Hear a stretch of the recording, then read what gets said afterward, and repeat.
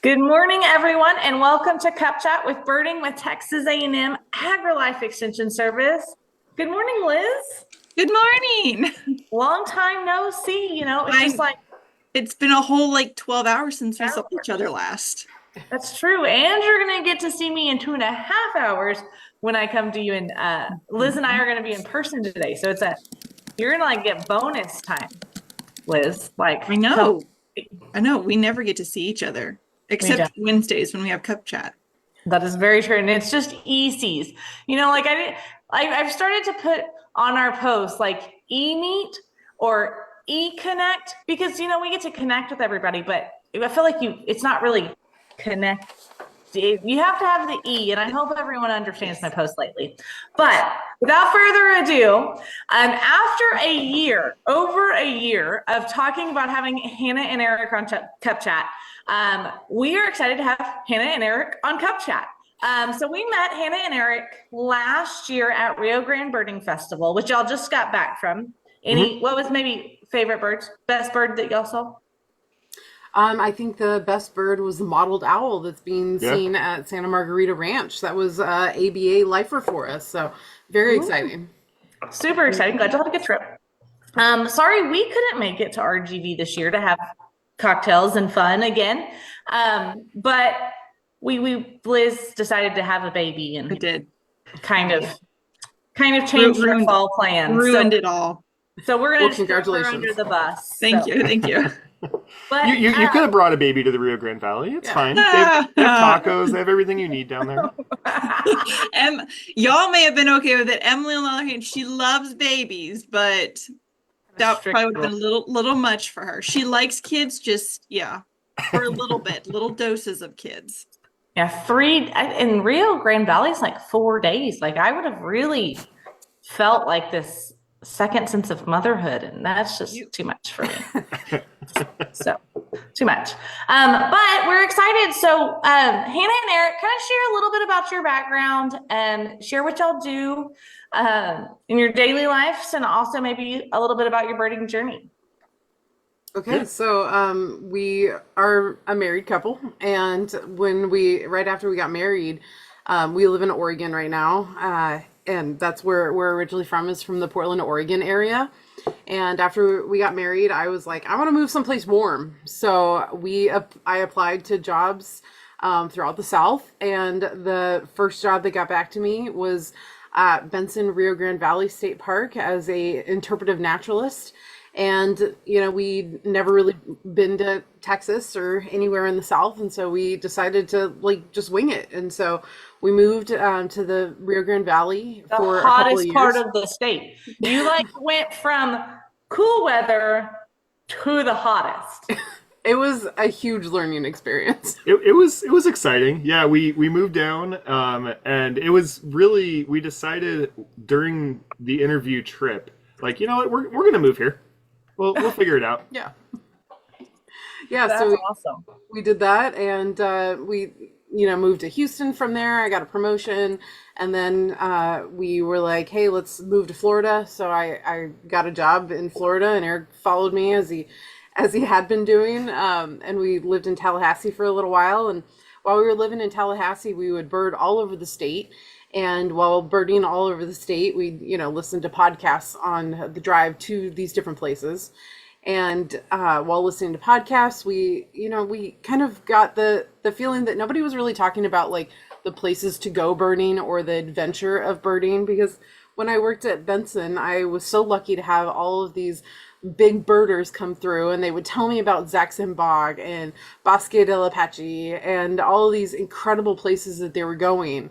And when, we were talking about doing this podcast, we were like, let's talk about some of those places that people go. And there's a lot of mystery around how to bird there, how to get there, what to do, for lodging or for restaurants.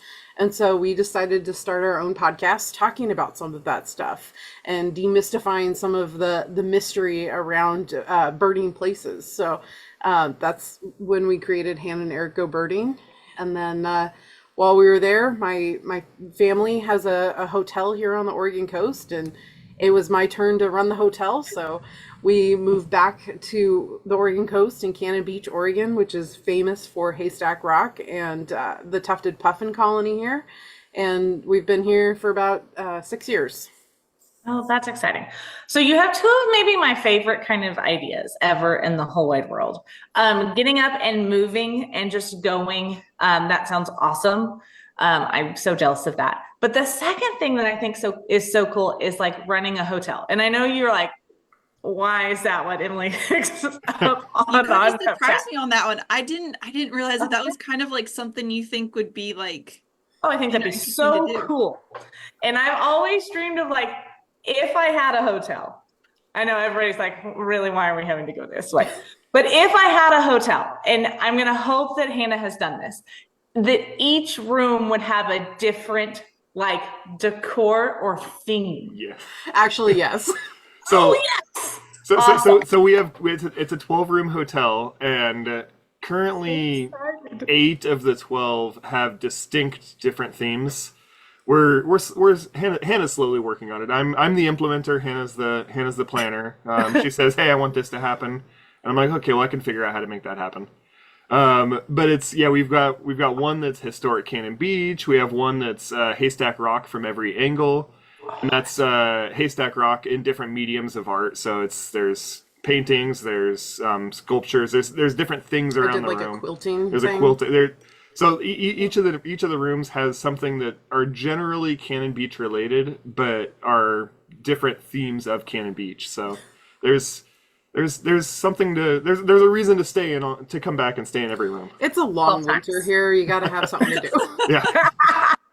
Well, guys, now if I haven't convinced you to go to Oregon before, just to go hang out with Hannah and Erik and have them guide you, I'm just gonna say, go check out the hotel, because the Birding with Extension team may have its fall meetings now in Oregon. Yes. We can do one for 12 years. What's the name of the hotel? It's called the Seabreeze Court.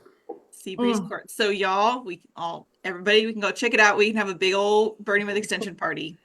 Barbara, one of our local guides, so we are going to be talking about guides and local guides coming up, but one of our guides for Birding the Border, our birding buddy, and she's been a guide for us in the past, she said, I'm planning an Oregon trip and I need their hotel. And so she has an awesome goal to bird in all 50 states. So, so cool, so fun. I do love that you have a different theme for every room, because she makes my heart happy.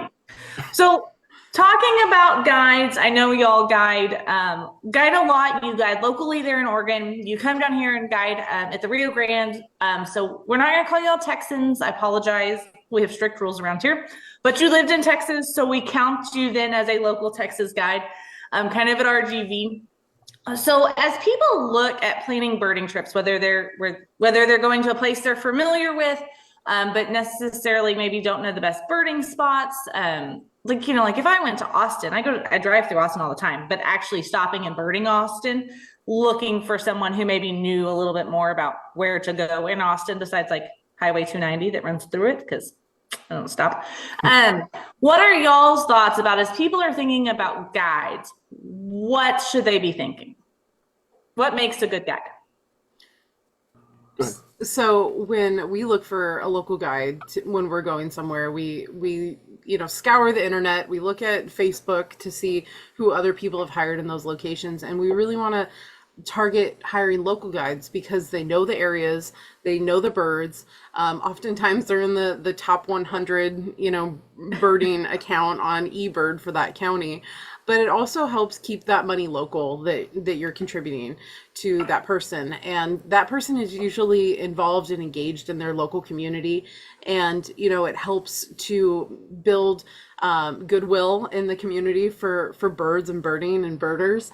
And that's really one of the main focuses that we look for, and what we think makes a good guide, that we were told many years ago, because by somebody who hired us for a festival, they said, you might not be the best birders, but you're good with people. And so that's something that I tell beginning guides, is that the people skills are really important. And as we were talking about before we started about our mutual friend Brian, he is a fantastic guide to go with, because he's such a good person, you want to hang out with and have a chat with. We've been with guides before that, don't really talk. They just bird, bird, bird.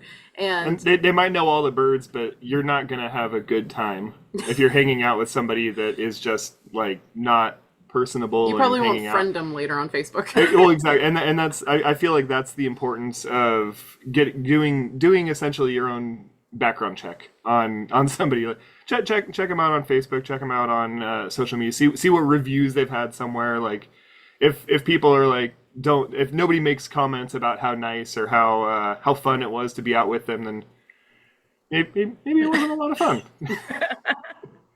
And the whole point is going to have fun. That's like the whole point of going out and birding. At least for us. At least for us, yeah. And I think that's true with a lot of.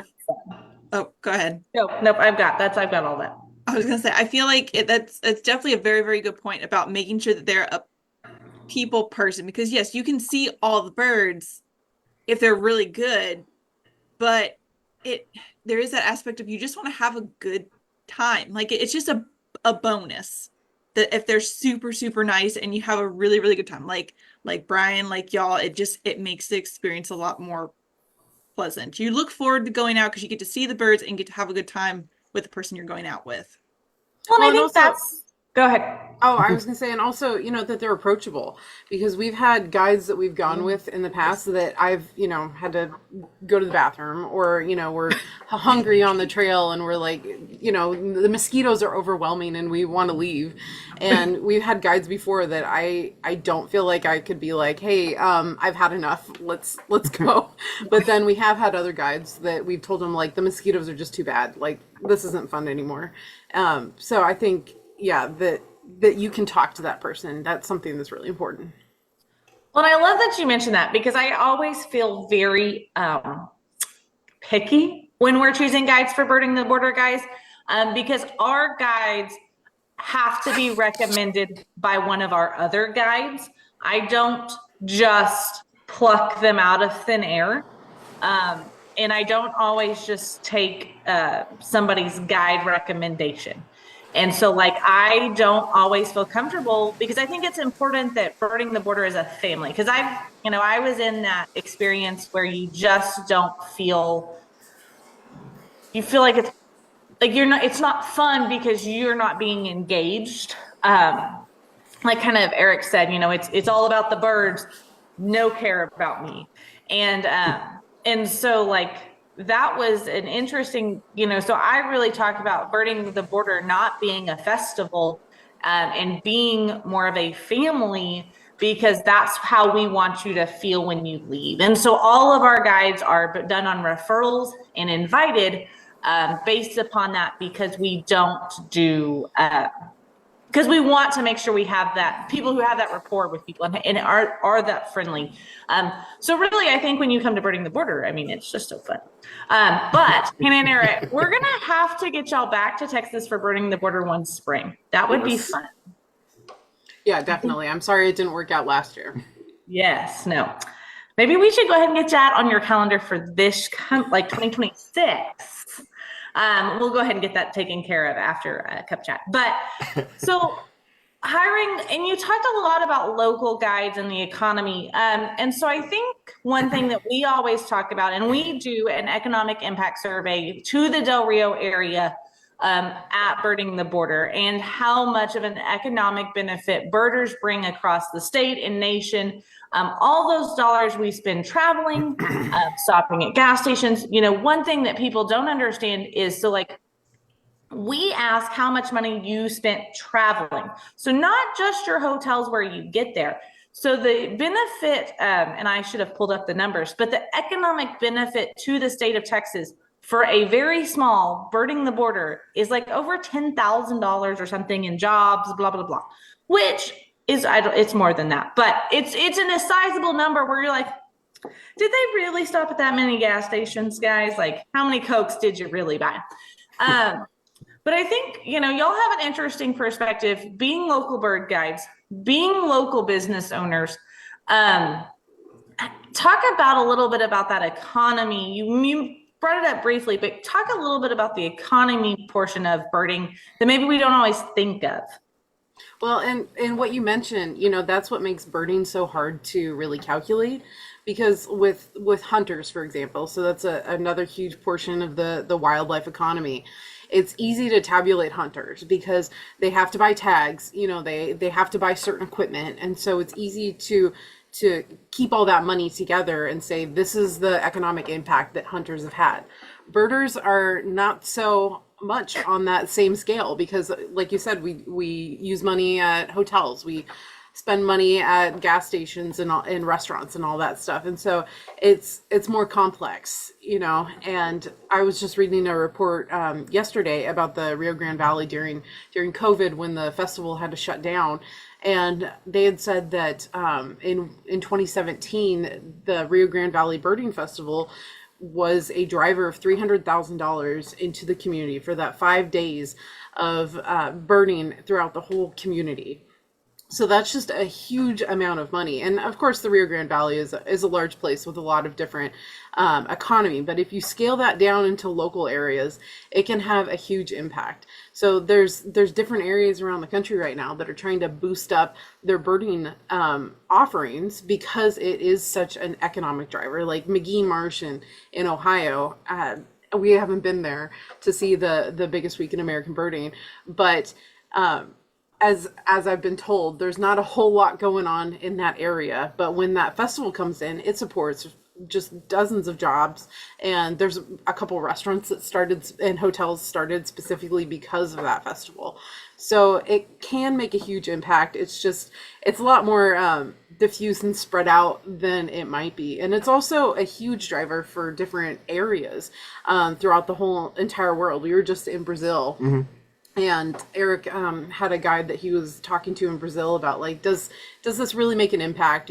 Does birding, people coming down and paying all this money to be down here and see the birds, is that really making a difference? And he said, that is. Yeah, I was encouraged, even despite the current wildfire situation going on in most of the Amazon. The local guides and the local lodge owners are like, this is what keeps us in business. This is what puts food on the table, of having people come and visit our area, hire our local guides, and stay in the lodging, eat our food. All of that stuff is what allows them to continue living their life and eat. And we've gone to a number of different places, Brazil most recently, but we went to a small community in Ecuador that there's Luis from Vinte Tres de Junio, a very small community that he's a cattle farmer, or he's a dairy farmer. He's a dairy farmer,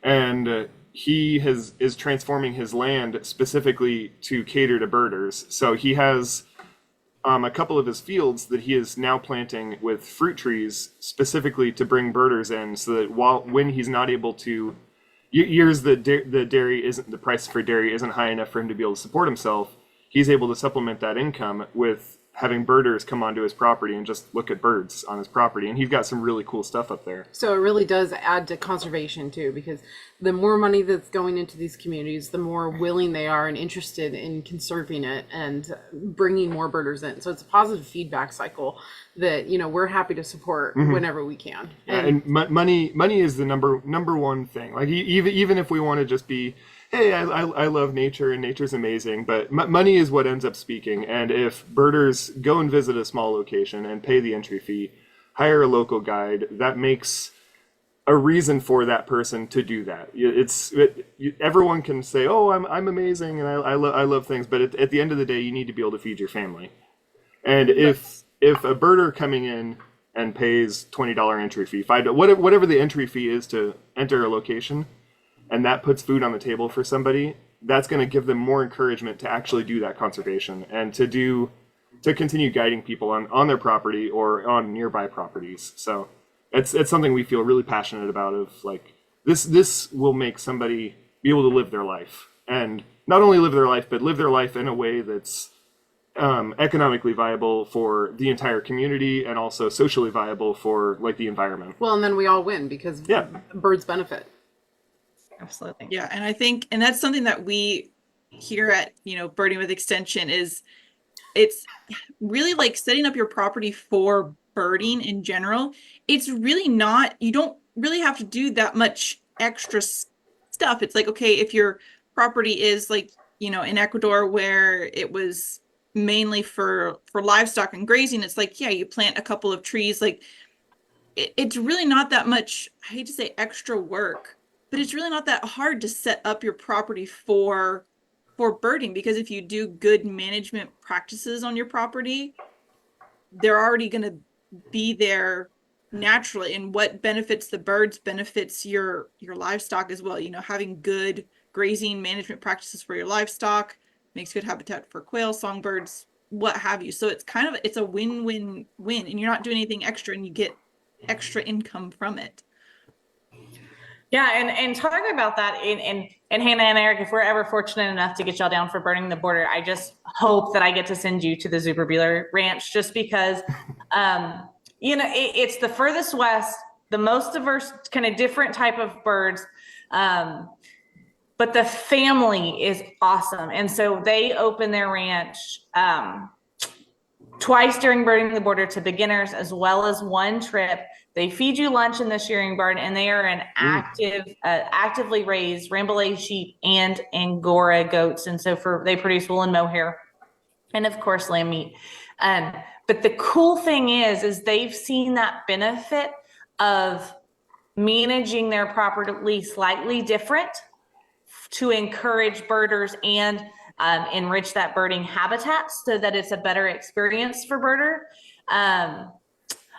So thank you. Stephanie said that ranch is definitely a highlight of burning the border. So Stephanie Lopez from RGB, I think y'all are friends. So yeah. So, but making that full circle impact in with that, hiring local guides. So burning the border, we have Brandon Nooter who lives in that community. We have his wife who serves as a birding buddy and a volunteer. So they go out and scout all the time and know those locations. You have Brian, who was born and raised there. We have multiple local birders that serve as birding buddies. So to make sure we know where we're going. And then we also like Ty Allen, who was our guy, a camper who has visited. So with Rio Diablo, he was a camper and he's visited that area so much. He's now like a local guide in the area because he goes back every year for Rio Diablo camp, every year for burning the border. So it's kind of gotten to be like a second local spot for him. And so I think it's so important that y'all, as y'all have mentioned, is that those local guides really make that connection to the area. And like y'all have made in with the dairymen, that's, that connection that y'all have is special. And so I think that's, having that local guide, plus they can show you all the good places to eat. The most important part. That's I would say that's probably more important than the birds a lot of times. Of where are we getting breakfast? Where are we getting lunch? This is, and where are we eating that the locals are eating? Well, and you laugh at that. I mean, we kind of laugh at that and joke about that a little bit. But like, I travel to London to visit my sister once a year. And when we go to London, they live between London and Oxford. So we spend a day in London. And you're like, well, what do we do? Well, we don't have, like, finding a local, because we're just literally touristing things.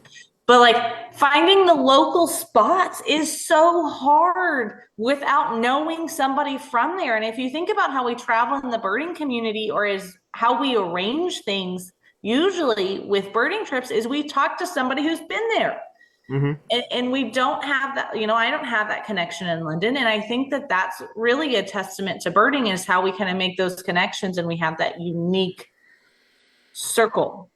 Well, and that's really what we are trying to do with the podcast, is talk about those places. So if you don't have a birding friend who's been to any given location, maybe we've been there and we can give you some hints about, restaurants and bathroom breaks and hotels and, hidden birding spots or guides that you might want to hire in those locations.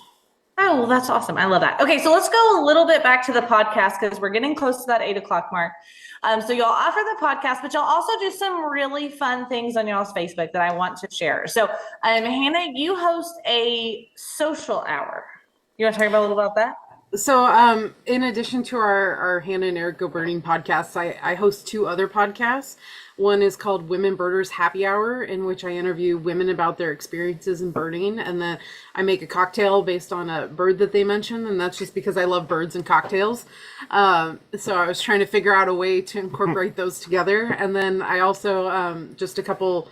I guess a year and a half ago, we were getting contacted by so many authors and publishers about their books, and so I decided to make another podcast called the Bird Nerd Book Club, in which I interview authors about their books.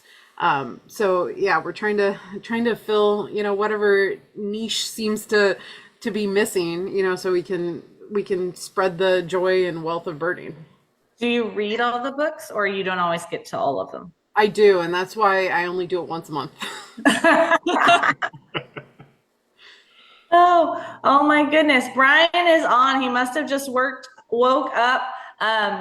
He said bathroom breaks are essential, and birds and cocktails. See, I told you they need to come to Birding the Border, which is true, because at Birding the Border, not only would they love that we hire local guides, not only would they love our landowners, I think they would love that for Tweets and Treats on Friday night at Birding the Border, we always have a signature cocktail that matches our theme bird.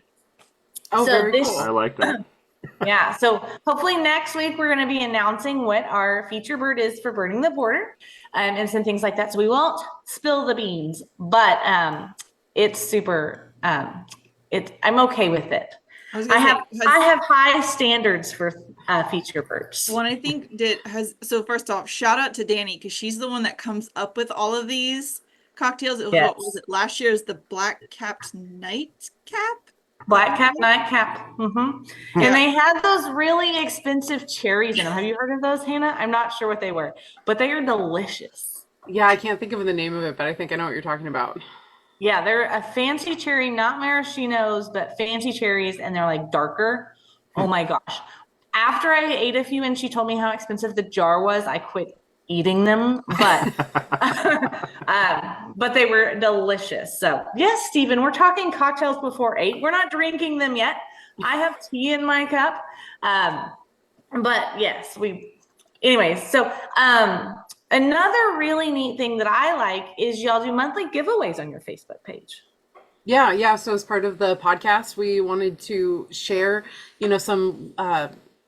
some vendors and artists and things that may, in an effort to get some more attention to their stores. And so we started off by just approaching people, say, hey, you want to collaborate and do a giveaway? And it got a great response. So that's been a lot of fun, is to find different people to partner with, and also, come up with questions that our listeners have to answer. Yeah, questions that are either related to the season, related to the item we're giving away, or related to what that episode theme was. That's been initially for the first couple of months, finding somebody to give something away was the difficulty.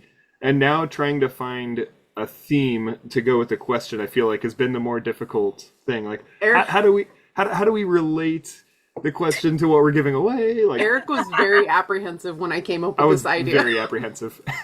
I was a naysayer. Oh yeah, I'll say 100%. I think that's totally good. Oh, somebody who is watching just shared what the expensive cherries are. They're the Luxaduro maraschino cherries. Yes, something like that. Yeah. Sorry. Thank you for listening and shooting that over. Love the interaction today. But you had to, speaking of cup chats and giveaways, and in honor of y'all's giveaways, sometimes we like to do random giveaways. So if you haven't commented with where you're joining us from, with your city or your state on Facebook, comment. And if you're watching the recording, make sure you comment, because this afternoon, actually, let's just do it Friday. Liz, give him a little bit. Give him a little bit of time. A little time. Friday, we will pick a winner in honor of Hannah and Erik's monthly giveaways to win a Birding the Border mug, which I don't drink out of because I don't even have one, guys. So we will pick a winner. So Thank you. That is an awesome idea, and we love that. And so if we can ever give you a mug for your monthly giveaway or a Birding with Extension swag bag, you just let us know. We'll be more than happy to send that over. Yeah, I don't know how cool that is compared to some of your other giveaways, but maybe we could be like a little cool, like, a less cool month. We could definitely help with that. So more than happy to join and share that fun. Oh, Brian doesn't even have a Birding with Extension mug. He doesn't. Oopsies. Sorry, Brian. Oh, well, so maybe you can get one at Birding the Border if you ever come back and see us. We could have given you one today if you would have joined, but you're not around. So missed opportunity. Mary Pearl wants stickers. Oh, we can give you a sticker too. We can ante up for some stickers. So anyway, if people want to listen to your podcast, your multiple podcasts, where can they go to listen to those? What is your Facebook page? Give them all the details so they can go find y'all once we wrap up here. So a lot of our marketing is around Go Birding. So our Hannah and Erik Go Birding is the name of the podcast. Our Facebook page is Hannah and Erik Go Birding. Our website is www.gobirdingpodcast.com. And then you'll find all 3 podcasts at gobirdingpodcast.com. Yeah, but if you just go to any podcast service you listen to, a lot of people say, are you on YouTube? And sort of. On YouTube, I'm still trying to figure out the podcast YouTube situation. But yeah, any podcast service that you listen to, if you just type in Hannah and Erik Go Birding or Go Birding, that should find us. Oh, that's so cool. So I put that comment I put their website and I tagged their Facebook page. Make sure you go follow, especially just to check out their monthly giveaways. One thing I thought about was just like scrolling your monthly giveaways to kind of see what the new up and coming items were and looking for Christmas presents for the Birding with Extension team. So even if you're not necessarily interested in participating in the giveaways, it might give you some great Christmas ideas. So well, Hannah and Erik, it has been so fun to have y'all join us today. We are at that 8 o'clock mark. And thank you so much, everybody, for chiming in. We've got everyone from Justin LeClaire on, Mary Pearl, Brian Koch, Stephen from Hallettsville, Star from El Paso, Ellen from Pennsylvania, Barbara from Kendall County, just right down the road, Alicia from the Rio Grande Valley, and Stephanie, of course, from RGV2. So we've had a lot of fun guests join. So make sure you comment. Tell us you're joining if you're watching now or watching the recorded version. We are excited again tonight. So 3 times in one day or in 24 hours, you'll get to see us. We were on our virtual birding seminar last night, The Science of Sound. Do y'all know Christy with Bird Mentor? Yeah, we've crossed paths before. Yeah, I think at Rio Grande, maybe. I think so, yeah. Her presentation was awesome, and it was talking about learning to listen. And I loved it because she started without even we didn't do any bird names. So you weren't really trying to learn a bird song. It was teaching you how to hear the song and then hear it in a bigger way, she had you focused and learned a little bit about the song or the chirp note. And then she played it if it were in the wild, I guess. I don't know if she took a recording with it in it with the other things or she made it, but then she played it with other birds singing and you had to try to recognize that chirp note. And so it was a great learning experience, guys. If you missed it, make sure you, we can give you access to the recording, but you have to go register for a birding virtual seminar before midnight tonight. So go register for that. It supports Rio Diablo Birding Camp, which at this point, I was thinking about this, is one of the only youth birding camps in Texas. And we're trying to make that as affordable as possible. So it's a maximum $1,000 a youth.